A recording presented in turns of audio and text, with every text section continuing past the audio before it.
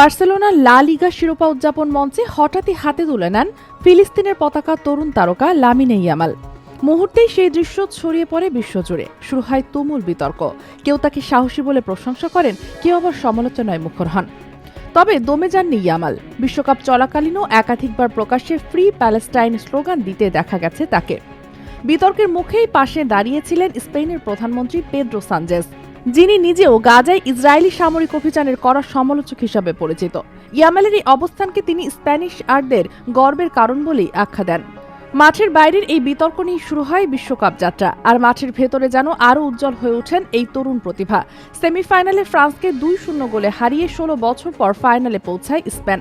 আর গতরাতে নিউ জার্সির মেটলাইফ স্টেডিয়ামে ফাইনালে মেসিদের মুখোমুখি হয়ে ইতিহাস গড়ে লামিনে ইয়ামালের স্পেন। নির্ধারিত 90 মিনিটে গোলের দেখা মেলেনি কোনো দল থেকেই, যদিও পুরো ম্যাচ স্পষ্ট আধিপত্য দেখায় স্পেন। 12 শটের বিপরীতে আর্জেন্টিনা নিতে পারে মাত্র একটি শট। বল দখলেও এগিয়ে ছিল স্পেন।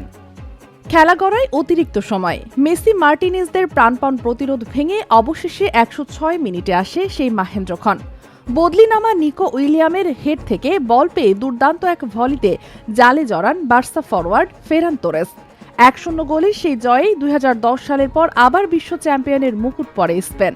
একটা পতাকা, একটা অবস্থান, আর তারপর বিশ্বের সবচেয়ে বড় শিরোপা।